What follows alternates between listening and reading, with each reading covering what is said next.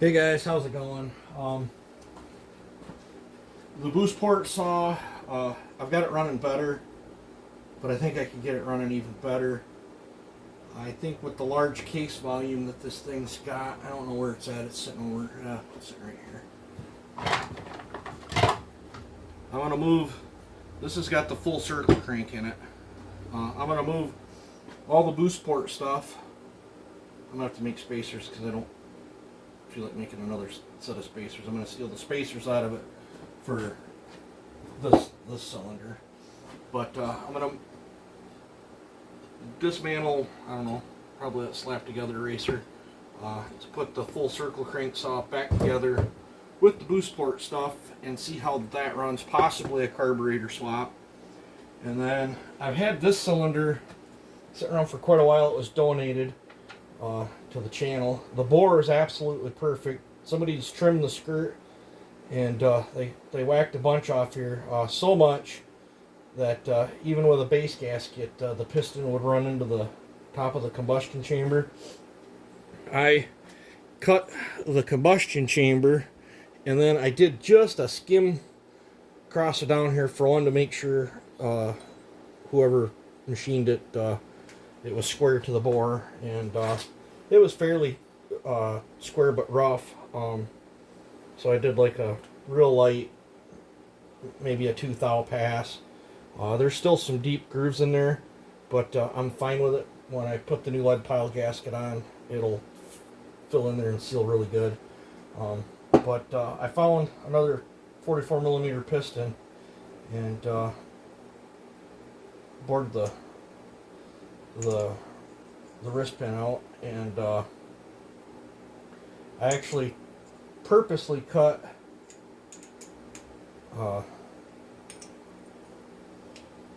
this just a smidgen lower than the deck height of the OEM one, along with that chamber cut, so it wouldn't hit, and I wanted to run it with a gasket. And then I profiled this one a little different. I've never done a 4910 with this profile. It's got my taper top here, and then a different angle, and then a different angle into the button top.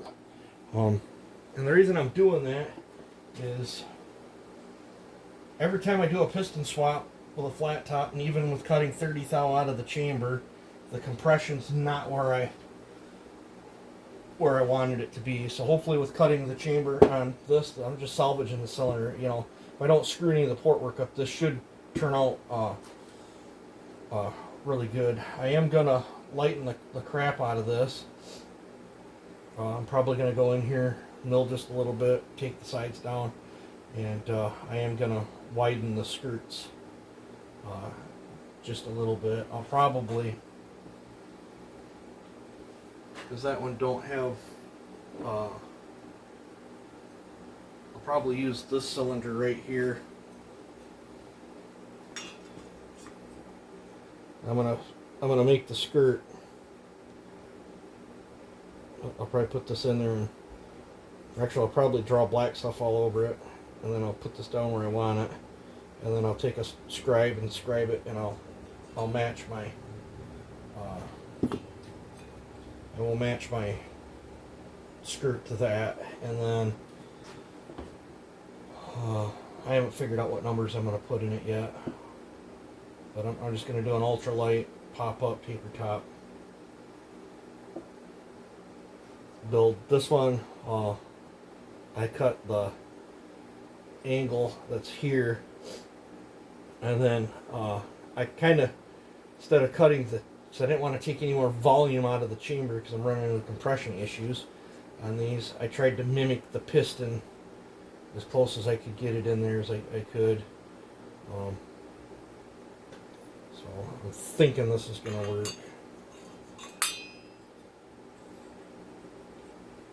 And I still got quite a bit of meat, I'm not scared of blowing that top of that piston off at all. So, but yeah, no, I haven't been to bed since yesterday. I've been out here dinking with this thing. Can't sleep. Got a lot on my mind. I'm wound up. I haven't had a Mountain Dew in, well, since I was hospitalized there, so it's been like, I think over 3 months.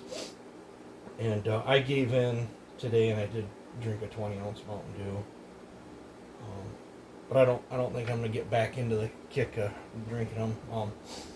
With my regimen that I got going on, every day I'm feeling a little better, a little better, a little better. I mean, I'm exhausted from not sleeping, as you guys can tell by my videos. I don't sleep much. You've got that going on, just lack of sleep. I might have to, I don't know, before Sawfest, I might take something just to put me to sleep so I can get a good night's sleep for the drive down.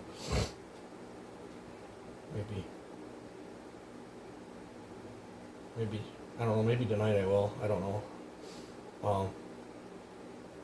But I feel better today, even with no sleep, than I have felt in a long time.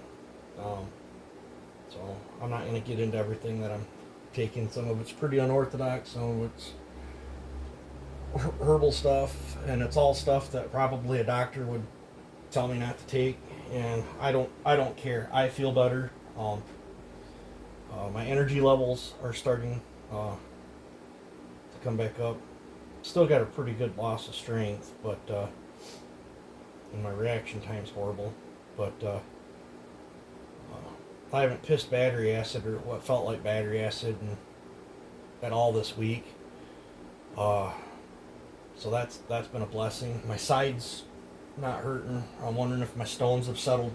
They're still in the kidneys, but I wonder if the ones that were broke loose and moving around, I wonder if I've got them all evacuated out.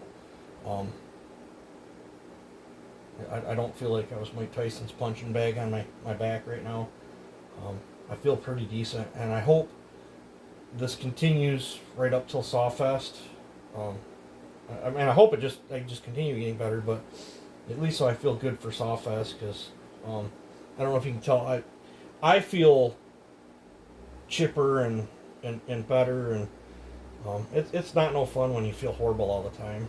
So I'm feeling, compared to what I'm far from what I was, like, say 4 years ago. But you know, I'm like way better than I was a month ago, like tremendously better. So and I'm just gonna keep doing what I'm doing. It seems to be helping with my joints a little bit. Granted, I haven't done no strenuous labor, but I don't know. It's just nice not feeling like you've been run over by a dump truck every day. So hopefully you guys enjoy the content. I do have a bunch of other cutting videos. It's not nothing serious. It's just we were just testing. I loaded a bunch of content, and I think my buddy that come over, I think he's going to send me some video, and I'll load that stuff up. That way I've got some content that I can release when I won't be making any content. And I don't know how much content I'm going to make for Sawfest. I'm not going there to make YouTube videos. I'm going there to meet my friends and stuff that I haven't got to see in almost 3 years. And I'll probably get my butt handed to me racing, but I don't care. It's still going to be fun. I flat out know I don't build good race saws. Every now and then, you know, I have one that turns out pretty good or whatever. Sticker seems to be doing absolutely phenomenal. Of course, I have a sneaky suspicion it's more the racer than the saw. I think it's just in a good set of hands. But then again, I guess if you didn't like the saw, you wouldn't race it. So, yeah, I'm looking forward to this. This is going to be cool. I'm going to use this saw, transfer this stuff into that one, take the crap out of that one, put it into the full circle crank, which I think I can get a little bit more velocity out of my ports, having tightened up crankcase, especially for as much duration that one's got. And then, Yeah, I'll probably, because testing that one against that one still come out on top by what I would consider a pretty good margin. Actually, in my testing, that was the fastest saw out of my 400, the 7310, and the Shin. I got the fastest time with that in small wood. Different size wood, different outcomes would probably happen, but it was still pretty cool. I like the fact that the Echo's doing pretty good. I seem to beat this like a dead horse. I just keep dinking with these 4910s. Hopefully you guys don't get bored with it. I love them. They're absolutely fantastic. I did the one that had the 3-dog spike with the aluminum handle. I never intended at all on selling that saw, but when my buddy was up here, he ran it, fell in love with it. He threw me an offer that I could not refuse. I couldn't say no to it, so that was going to go to Sawfest with me. That was actually going to be the backup in case something happened and that one locks up or blows up or shatters or does whatever. But if the black one does grenade, I'll just switch bar and chain over on the Shin, and I'll just run the Shin in both classes. I don't think the Shin's gonna blow up. It's 3 years tested now, so yeah. I got the grooves in with my homemade tool, clips, whatever you want to call it. And before you test fit a clip, make sure that you put a little notch in there so that you can take a pick and get in there and get behind it to lift this style clip out. Ask me how I know if you don't have that in there. Yeah. Now the ones that got the little loop, like some of the factory Husqvarnas, and then like some of the, like what the Meteors used to come with the little, where you put on a pair of needle-nose pliers and pinch it and get it out. Yeah, then you don't have to worry about that. But if you're putting a latchless clip in there, make sure you cut your notch. And I don't know, I still got to final fit my pin yet. It's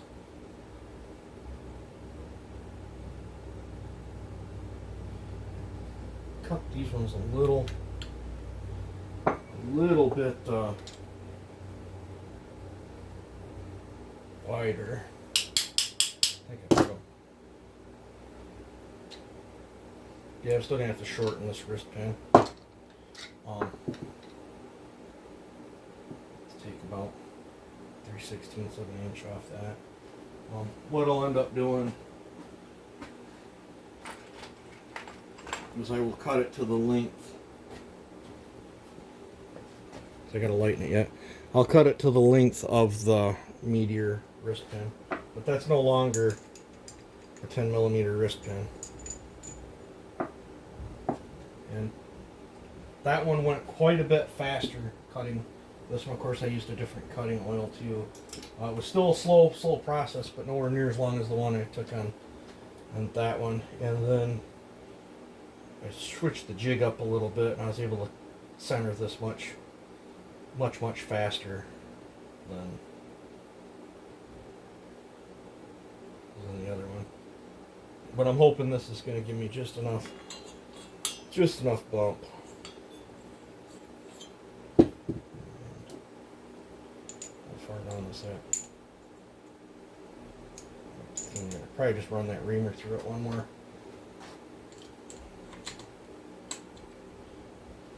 time. I want to see how far down the exhaust port is.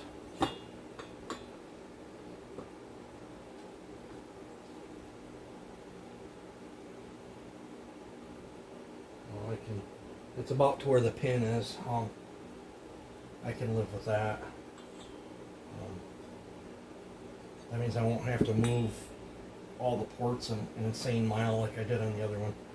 So, yeah. awesome sauce. Let's pin back out. So, yep. So, feeling better.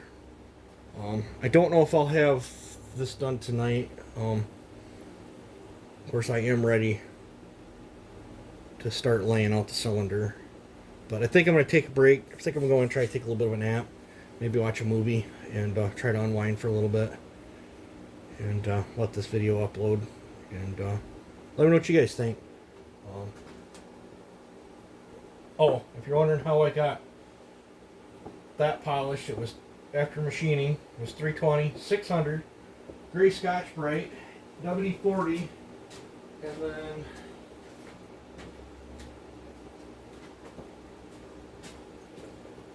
Ultimate Finish Tri-Cut 2 on the gray Scotch-Brite pad, and then Final Finish. I just used this finer part right here with some of that gray compound on it while it was turning, and I pushed real hard with my finger on the lathe for a while. And I'm going to call that sweet. I like that. I like that texture a lot right there. So, I actually might use some of this stuff in a Scotch-Brite pad up in here and give my combustion chamber the same texture. I got to get the carbon out anyway. So that will help hopefully stop carbon from sticking in there, because I am running this one a little bit on the very edge. And I'm talking the absolute edge of the chamber in this. I'm 18 thou, and then it goes from there to the widest part of the chamber to 23 thou. So I've got the shape that I was after. So yeah, let me know what you think. I'm gonna call this a vid.